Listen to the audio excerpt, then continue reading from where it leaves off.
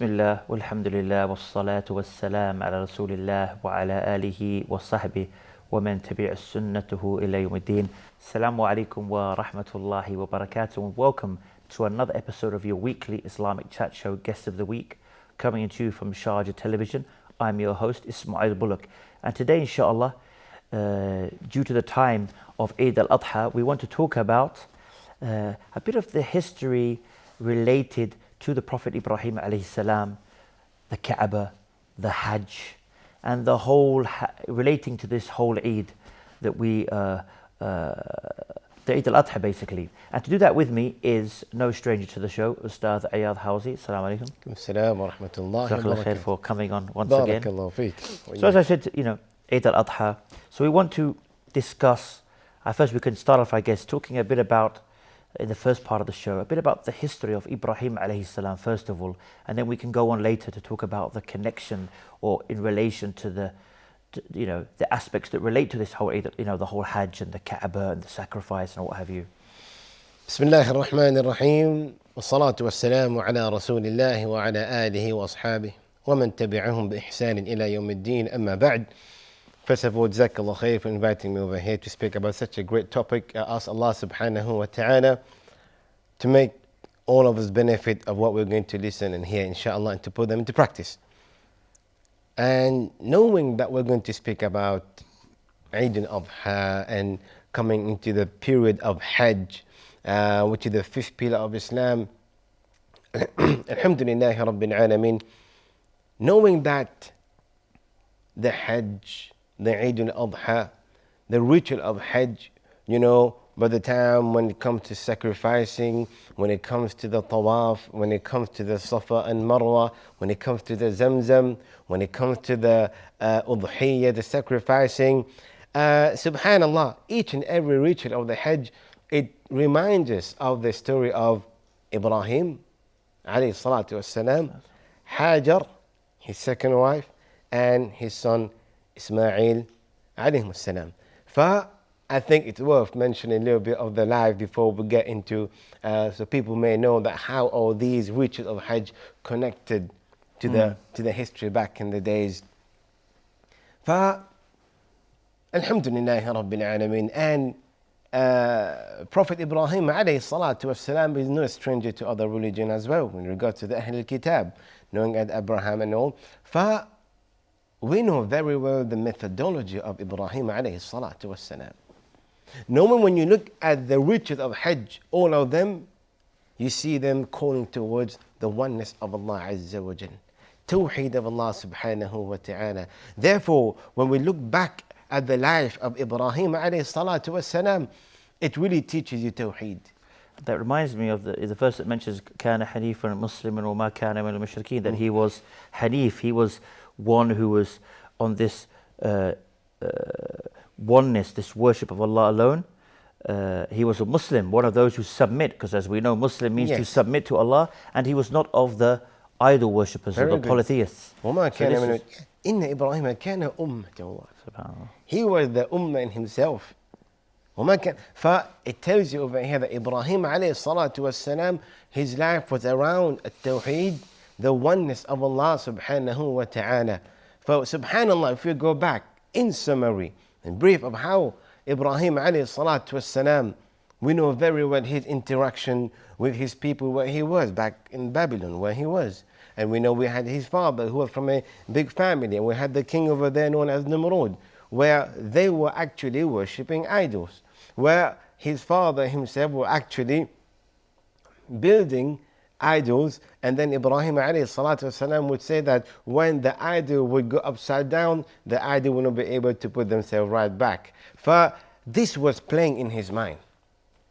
Ibrahim alayhi salatu wasalam, growing up, seeing what's happening, seemed like the Prophet Muhammad sallallahu alayhi wasallam.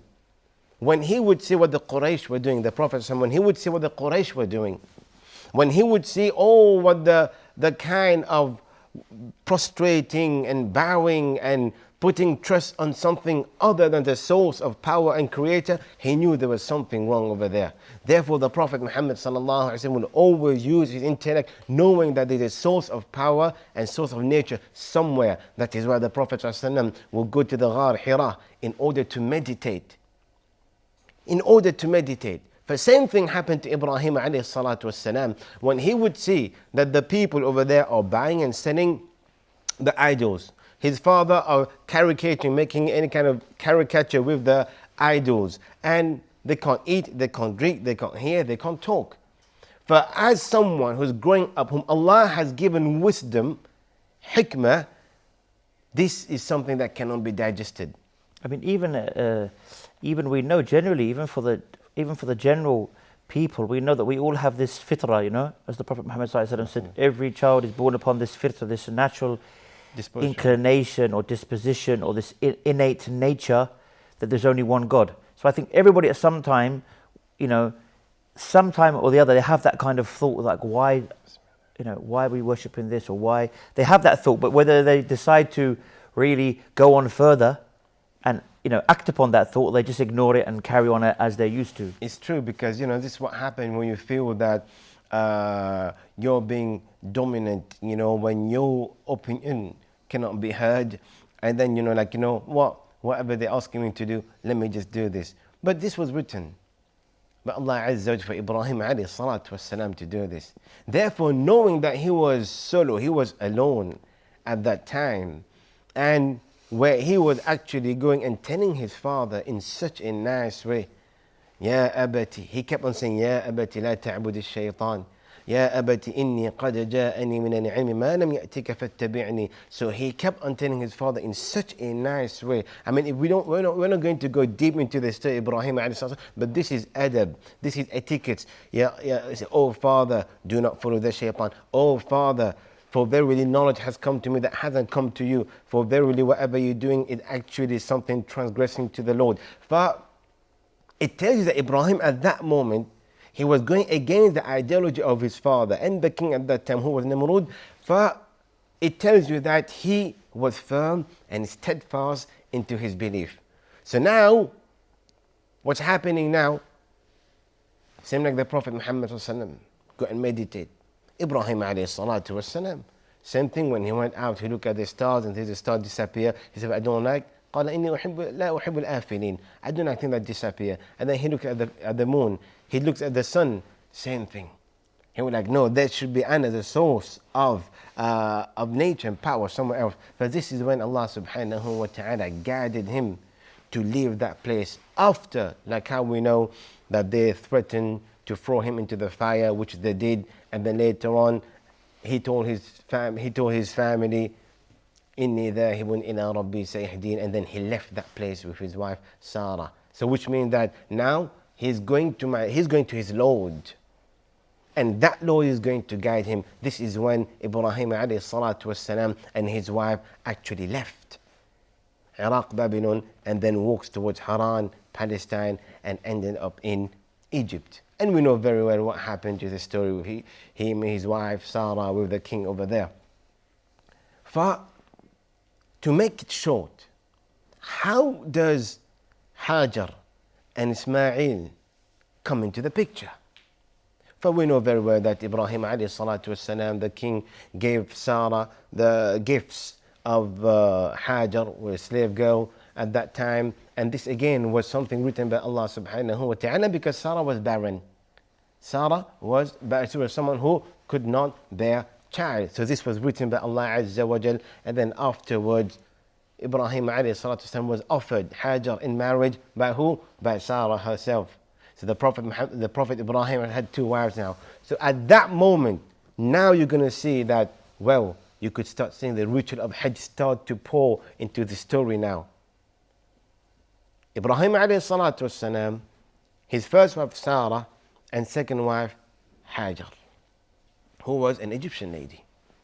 Now Allah subhanahu wa ta'ala, the Prophet Muhammad the Prophet Ibrahim alayhi salatu wasalam, he has seen, like how you say, Hanif, he has known, Allah Azza wa Jal is there. He knows his Lord.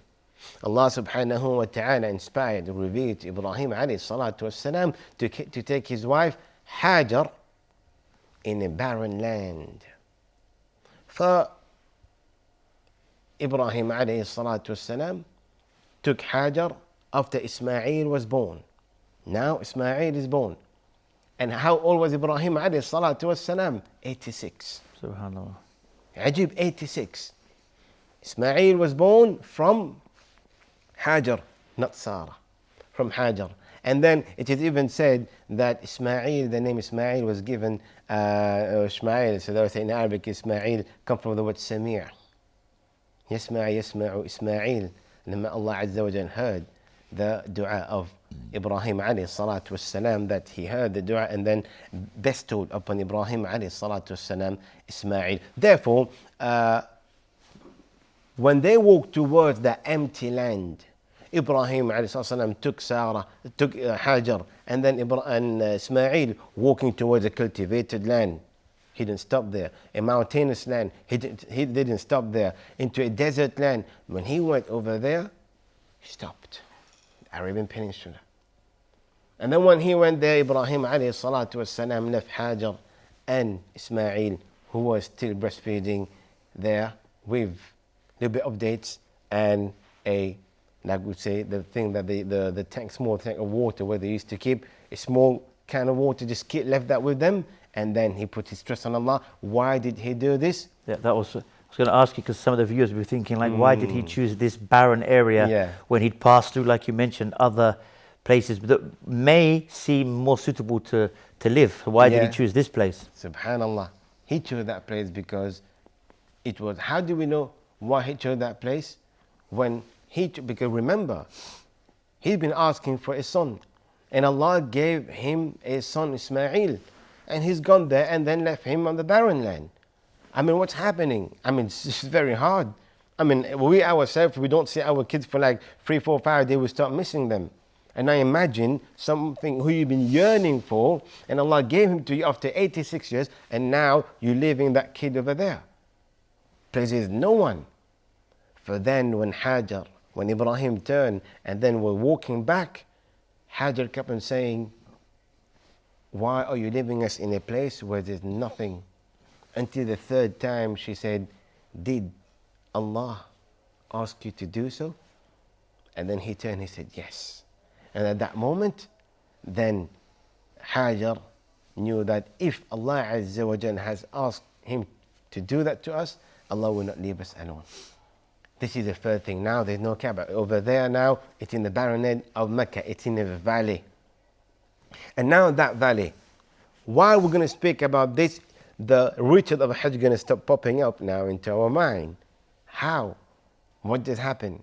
We know very well, to make it short, that Ibrahim alayhi salatu wassalam left Hajar, and then he left. He went back to Egypt, to Sarah. Hajar is left alone with Ismail, and Ismail is still breastfeeding. The date is over, the water is over, and Ismail is crying. For Hajar ran from one place on a small place that was a little bit high, called a hill. Now we call it Safa. It's Gothaniya. Safa. Went on top to see if there's any people who need water. She ran back. Even the narration of Ibn Abbas said that she pulled her dress a little bit up so she can run faster. Came and see Ismail, and then went on the other side, on the Mount Marwa, to check if there's anyone, because we need water. That's the only thing now you need in the desert. Now you need water for you to live. For this what I kept on doing until she heard the water start to gush near the feet of Ismail alayhi salatu wassalam. And this is what we call the Zamzam well, which has become the well of Zamzam. I'll just hold you on that point. We'll continue, inshallah, after this short break.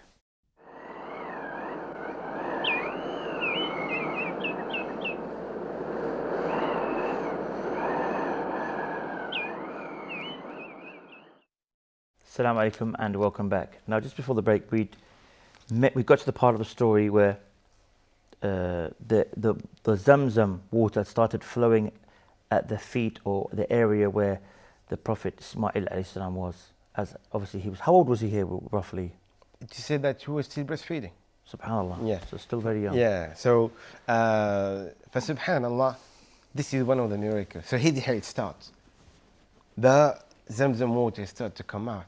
And then when Hajar saw the Zamzam water, she came. And quickly what? Because this is something, definitely, when this is something that we know, like when you're looking for something, and when you actually get it, you fear that it might just go away from you. You know, that's why you take very good care of it. Yeah? So then when the water came, Hajar thought that, of course, it might just get dry up again. So what did she do? She started to gather the water. And alhamdulillah rabbil alameen, it was preserved. And of course, whenever there is water, what happened in the desert is that you can see, because the birds in the desert, you can always see them going around places where there's something living, which is water or a spring most of the time. At that moment, you might be thinking, now what happened? What's been happening? So now, at that moment, now in Mecca, we have only Hajar and Ismail. How did the generation start coming at that place? So, since that was a place where it was a trespass of the caravan, where they would go from country to country or places to places, there was a caravan from Jurhum, from Yemen, by the tribe of Qahtani. They were the one who passed by, and from far they saw birds in a place. They knew straight away there was something over there. Something. But then they sent their people, and then they saw there was a lady, baby. They saw Hajar was sitting next to the spring of Zamzam, and then they went and they asked Hajar if we can stay here. She gave the permission with the condition that you're not going to possess that well from me. That was the condition. Then they came, the family came, and who were they? They were the Qahtani, the Arab. But then when they came, they made progeny, generation, and Ismail alayhi salatu wassalam married from one of their people from the Jurhum tribe al-Qahtani. This is how Mecca started now, yeah? This is how the people started in Mecca. Through the barren land, there was nothing. And at that moment, from Hajar and Ismail, and the people of Qahtan came, and then they started that generation in Mecca. Until today, we have that, and the water is still gushing forth, alhamdulillah. So now you could see now in Zamzam water, you could see that people go and then bring that water all over the world, and definitely a water that has been tested by one of the biggest lab in the world, knowing that this is one of the most fresh and most pure water on the face of the earth. Yeah, not just that, I remember even seeing an article, I can't remember, with maybe one of the Western or one of the mainstream, I guess you could say news channels, that they had mentioned that the properties of the Zamzam water is like pretty much no other water that they've come across. It has very unique properties. Yeah. They can't compare it to any other natural streams or rivers or mineral water. It has a very, very unique properties. Subhanallah. This is, of course, something that has to be tested because it's going all around the world. So, alhamdulillah rabbil alameen. And there are many benefits, we're not going to speak about that now. Definitely knowing. So now this is the point number one, where we come to know this related now to the Hajj, to Zamzam water. And then later on, knowing that Ismail alayhi salatu wassalam growing up, married from one of the, growing up into that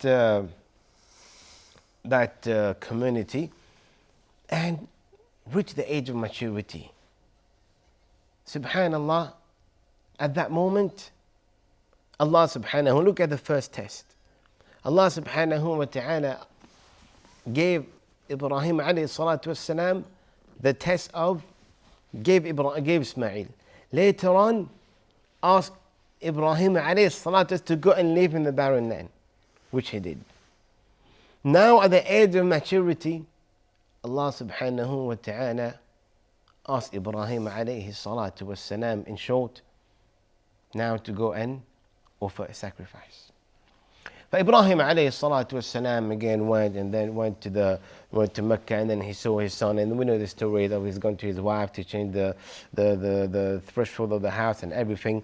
But Ibrahim عليه الصلاة والسلام went to Ismail and told him, يا بني إني أرى في المنام أني أذبحك. Oh my son, remember now he's got only one son that he's been yearning for, growing the age of maturity, and then say, Ya Ismail, for verily I have been commanded by my Lord. Same thing commanded by my Lord to leave you here, I've been commanded by my Lord to sacrifice you. قال إسماعيل عليه الصلاة والسلام فانظر ماذا ترى ستجدني إن شاء الله من الصابرين. Ya Allah, oh my father, يا أبت افعل ما تؤمر. Do whatever you've been commanded. ستجدني إن شاء الله من الصابرين. You will see me, inshallah, among those who are the patient one. Because that really shows here that the obedience and the taqwa of not just the father, even of the son. Yeah. Because they are both basically submitting to the command of Allah easily. Even though for the father, on the outward, it would seem a terrible thing, of course. And even for the son, who'll be the one who'll be sacrificed. Yes. But both of them, subhanAllah, submitting. Because they said this came from Allah. As we know that for the prophets, one of the ways that they receive revelation is through dreams. Very good. Yeah, it's true. This is one of the revelation of one of the way of revelation to the prophets through the dreams, which is true. In regards to now, they're ready to submit, like how you said, to Allah Azza wa Jal. So now, another point came into mind: sacrificing. Ibrahim alayhi salatu wassalam took his son, marching towards a place where to sacrifice. It is said that at that point when he was taking his son, this is where Shaitan appeared to Ibrahim. You're going to sacrifice your son. And this is when Ibrahim alayhi salatu wasalam took the pebbles and stopped throwing at him. So now the third point now start coming to your mind. In Hajj, we start throwing pebbles. What are the ritual of throwing the pebbles? Why do we throw the pebbles? At the Jamarat. I mean, people believe that at that moment the shaitan is there, but no, it's just a ritual. I mean, look, we are actually now drinking Zamzam water because the ritual of Hajar, Ismail and Ibrahim. We are actually now, we've heard about the sacrifice because they have done it. Now, Ibrahim alayhi salatu wasalam took the pebbles and threw. Why? Because when he was taking Ibrahim on that mountain, and then when the shaitan appeared in front of him 3 times, and this is when he took the pebbles and then he threw at the shaitan. And even the fact that when we're doing the rituals there, running between Safa and Marwa, it's obviously imitating Hajar. And even we lift up our garments slightly when we do it. When we run that green part. So all of this is, all of these, now we can see how they're fitting into the story of Ibrahim alayhi salam. SubhanAllah. So we're going to see now everything what's going to happen inshallah for Hajj is relating back to that story. Took Ibrahim took Ismail and put him there. When Ibrahim alayhi salatu wassalam لما تنه للجبين وناديناه أي يا إبراهيم قد صدقت الرؤيا إنا كذلك نجزي المحسنين. Now at that moment when Ibrahim alayhi salatu wassalam put his son there, well, he's ready. He's ready to execute the command of Allah Azza wa Jal. Allah subhanahu wa ta'ala proclaimed, قد صدقت الرؤيا. For verily you have done what you were asked to do from that dream. إِنَّا كَذَلِكَ نَجْزِي الْمُحْسِنِينَ. And this is how we reward those people who are muhsin. People when they do good deeds and they really want that deed to be accepted by Allah subhanahu wa ta'ala. And we know the story that Allah subhanahu wa ta'ala brought forth the sheep and then they sacrificed that sheep. Again, now we go back to the Hajj. The Hajj is going back to the sheep where we sacrifice. This is it. Who initiated that? Who started that? Ibrahim alayhi salatu wassalam. Some people might be thinking the Prophet ﷺ, or it could be Prophet Musa, or Prophet Isa. No, it goes back to Ibrahim alayhi salatu wassalam. Life goes on. One day Ibrahim alayhi salatu wassalam saw Ismail. He had something sharp, he had a stick and a knife, we can call it. he was actually making that stick pointy. You know how they would do that? He was sitting there and he saw him, mashallah, how strong he was. And Ibrahim alayhi salatu wasalam went to Ismail and told him, Ya Ismail, I've been commanded by Allah Azza wa Jalla to do one more thing. Commanded to leave him middle of the desert, he did. Commanded to go and sacrifice him, which he was ready to do. And then now he's been commanded to build the Kaaba. وَإِذَا وَأْنَا لِإِبْرَاهِيمَ الْمَكَانِ. Allah subhanahu wa ta'ala showed Ibrahim where is the place where they had to lay the foundation of the Kaaba. And this is when Ibrahim alayhi salatu wassalam and his son Ismail, where they started to build the Kaaba. Ibrahim alayhi salatu wassalam were there, and Ismail alayhi salatu wassalam was bringing the rocks. And then where Allah has told Ibrahim to lay the foundation of the Kaaba, this is where he made the Kaaba with the help of Ismail alayhi salatu wassalam. And they built that in order to worship Allah subhanahu wa ta'ala. Not to worship the Kaaba, but as a sign, as a command from Allah Azza wa to build it in order to worship Allah subhanahu wa ta'ala. And it is said that the Kaaba at that time, that it was rectangular in size, rectangular, and almost like 4 to 5, between 4 to 5 meters height. Of course, we believe that that was the first ever official house of worship to worship Allah alone.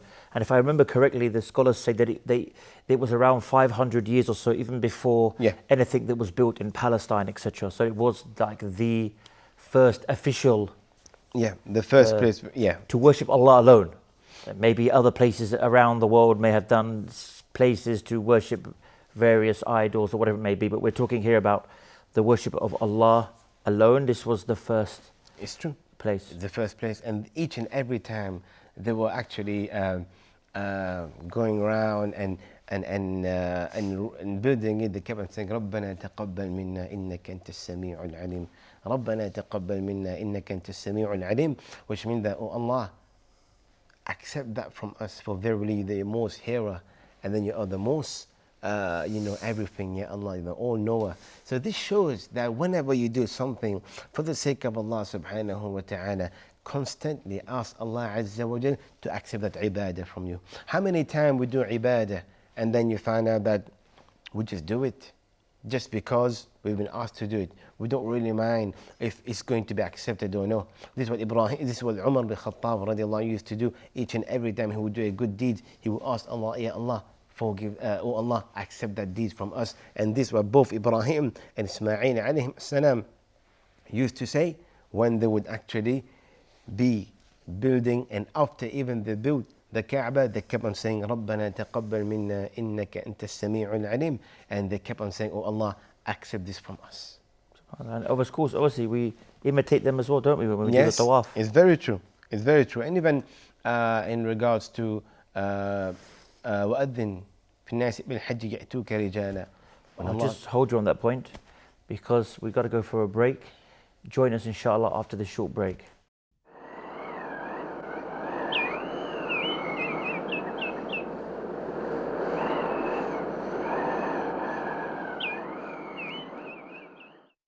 Assalamu alaikum and welcome back. Before the break, you started to mention the verse that says about to call the people to make Hajj. Yeah. You know, when Allah subhanahu wa ta'ala speaks, I believe in Surah Al-Hajj, وَأَذِّن فِي النَّاسِ بِالْحَجِّ يَأْتُوكَ رِجَالًا وَعَلَى كُلِّ ضَامِرٍ يَأْتِينَ مِنْ كُلِّ فَجٍّ عَمِيقٍ, which means that, you know, when Ibrahim alayhi salatu wasalam was asked to proclaim people to come, and then he said, Ya Allah, how people are going to hear me? Allah asked him, وَأَذِّن فِي النَّاسِ بِالْحَجِّ يَأْتُوكَ رِجَالًا. Just proclaim about the Hajj and people will come. And it is said that everyone heard it in Anhar al-Alam, in the whole world, they heard that, well, it is time to come for Hajj. But this is where it all started. So now when we are actually doing the Hajj, we can relate the Hajj, subhanallah, from the beginning until the end to the life and stories of the Prophet Ibrahim alayhi salatu wassalam, Ismail alayhi salam, and Hajar. For now it tells you how the generation started in Mecca and how is the sacrifice related, and how the throwing of the pebbles related, and how is the Safa and Marwa related, the Zamzam water and the sacrificing and the tawaf and all this. Subhanallah, knowing that the Hajj, it just started right there. You go, like we know, go from Mina to Arafah, Arafah to Muzdalifah, Muzdalifah back to Mina, and then Mina, then you go do the tawaf again, then come back, stay in Mina, and you do the sacrifice and all. For subhanallah, it just tells you that the Hajj, what's happening or what will happen bi'idhnillah ta'ala, it just all go back to the story of Ismail, Hajar and Ibrahim alayhi salatu wassalam.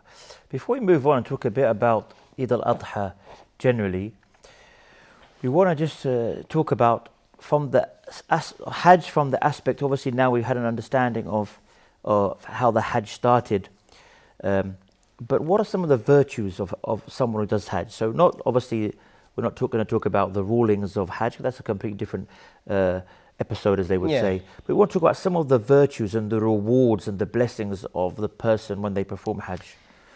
Knowing that, subhanallah, out of the mercy of Allah subhanahu wa ta'ala, and subhanallah, you know, when we know the hadith of Jibreel alayhi salatu wasalam, when he came and he spoke with the Prophet sallallahu alayhi wasallam, it's called hadith Umar aydan, that, you know, he asked about Islam.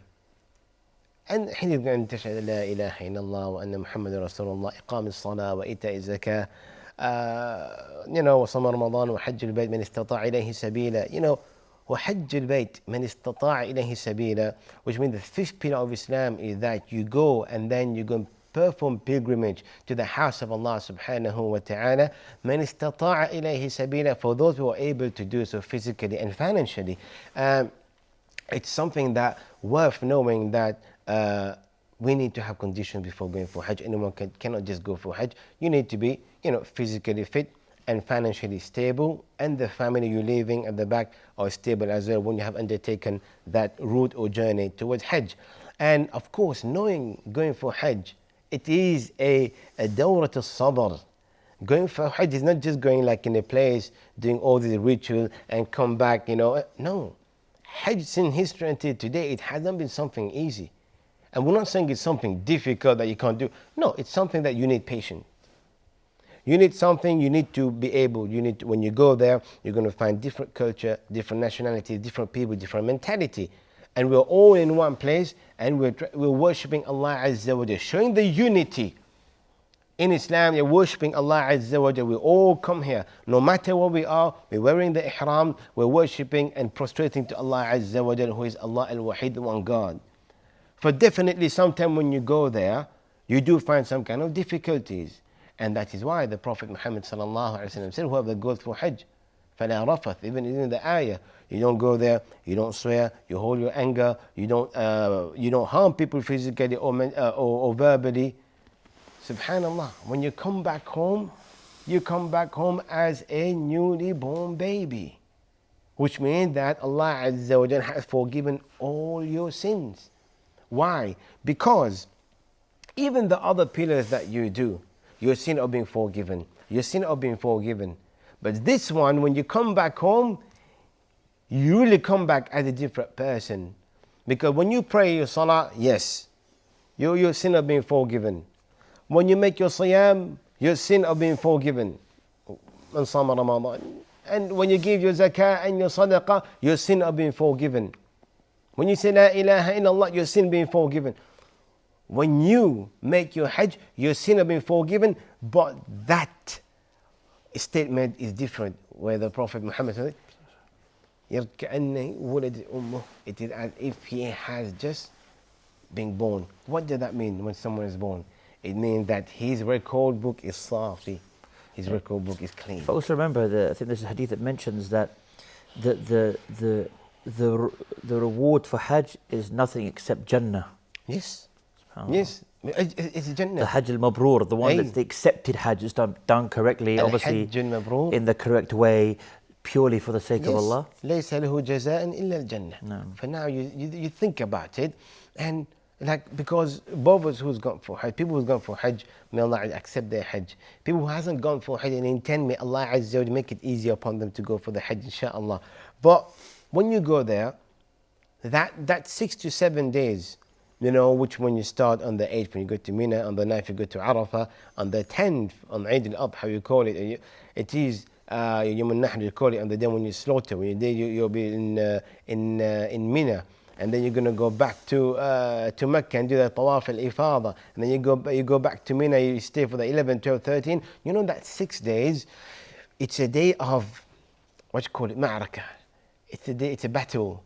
It's not a day of you sitting in your comfort. Probably you won't even find a place like this to sit and then relax. The way you sleep, the way you are, the way your mood change. Probably if you've gone with your kids or you've gone with your family, it's not an easy thing. So when you're actually gone there, if you know you've gone there for the sake of Allah Azza wa Jal, whatever happened and come in front of you, you will not mind, because you're there for the sake of Allah. You'll be very prudent.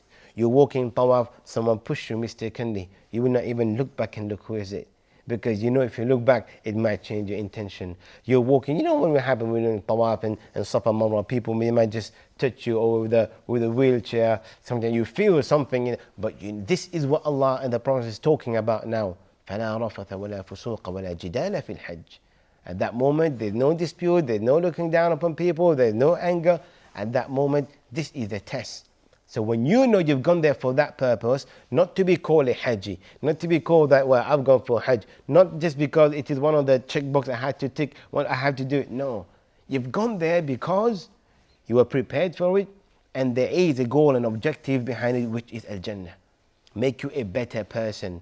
You will see this is a different ibadah, that the halawa, that the sweetness you might not find, except that you come back as a newly born baby. You see that you're a different person. You see that the haram that you used to do before has changed. You see that the haram thing that you used to do has become dislike in your heart when you come back home with an accepted Hajj. Hajj mabrur, laysa lahu jaza illa al-Jannah.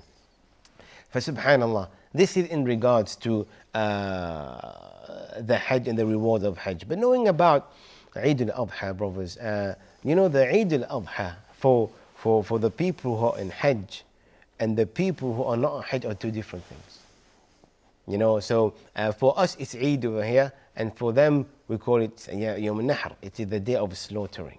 Even for here it's the day of slaughtering as well, but on that day it is the most, we could say, we don't want to use the word difficult, but could be the day that you need to be very, very patient, which means that for the Hujjaj on the 10th of Dhul Hijjah, so on that day, after Salat al-Fajr, they will have to march from Muzdalifah and go to Mina. And then from Mina, from there now, you start hearing, they're still in the Ihram now. They had to shave their head. They have, for example, first of all, they had to slaughter the animal. Then they had to shave their head. Then they go make Tahleel. And then after that, then they walk towards Kaaba, to the Haram. It's maybe Zahma, it could be traffic. And some people from Mina, mashallah, they walk to the Haram, which might take 2.5 hours or 2 hours. Then they make the Tawaf al-Ifada, and then they come back to Mina. So it is a day where, for the Hujjaj over there, it could be, we could say, challenging. A little bit challenging, exactly, that's the right word. It's a challenging day, but that's the day where you've got to be very, very careful. The day of Arafah, it's a relaxed day. But the most important day, Allah made it relaxing. Alhamdulillah, you go there in Arafah, you read the Quran, you make dua, you make the adhkar, from until the sunset, and then from there you march towards Muzdalifah, which is in the night of the 10th. So this is something that we can say that the Hajj, the Eid al-Adha for the Hujjaj are not the same as us over here. As for people who are not performing Hajj, when they are in their country, it's a different way. It's just a normal Eid, but just that it's an Eid al-Adha in which that on that day you sacrifice an animal if you afford it. This is something that what we do in regards to Eid al-Adha. Definitely, you can see if you want to speak about when it comes to Eid al-Adha, the benefits, or you want to say the etiquettes of Eid al-Adha. There's a difference between Eid al-Fitr and Eid al-Adha. Allah says, وَلِتُكْمِلُوا الْعِدَّةَ وَلِتُكَبِّرُوا اللَّهَ عَلَى مَا هَدَاكُمْ وَلَعَلَّكُمْ تَشْكُرُونَ. Again, we start making the takbir and everything. And we know very well, if you want to speak about the etiquettes of Eid, the etiquette, the Eid al-Fitr is that you break your fast and you go for salah. As for Eid al-Adha, you don't eat anything.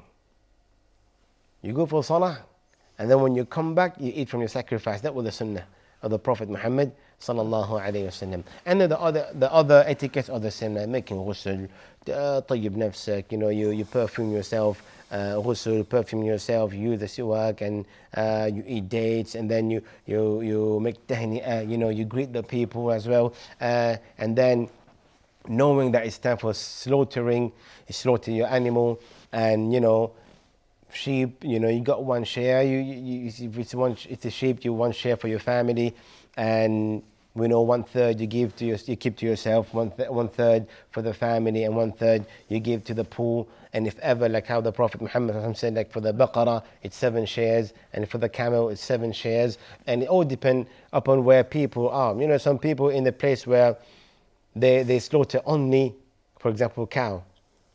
They're going to slaughter, so they have to know that it's a cow, it's got 7 shares, and that each family may take 1 share. It's not that in one family a husband take a share, a wife taking a share, the other kids, and this is the wrong concept that people have, knowing that the Prophet Muhammad sallallahu alaihi wasallam, when he slaughtered for him, on behalf of him and his family, for 1 sheep, something that we need to do. But alhamdulillah rabbil alameen, knowing that the Eid al-Adha and the Hajj is something that goes back to Ibrahim alayhi salatu wasalam, and knowing that our sacrifice, we got to do that for the sake of Allah Azza wa Jal, not to show people that I've got the biggest cow, because we have to know لا ينال الله لحومها ولا دماؤها ولكن يناله التقوى منكم. For verily we're not going to benefit from everything, from the blood or from the meat. We want to do this in order to please Allah. فإنها من شعائر الله. فإنها من تقوى القلوب. We want to gain piety from doing that for the sake of Allah subhanahu wa ta'ala. Jazakallah khair for coming on and sharing with Wa us. And may Allah reward you all for tuning in. And until next week, inshallah, same time, same place, I leave you as always with the greeting of Islam, the greetings of peace. Wassalamu alaikum wa rahmatullahi wa barakatuh.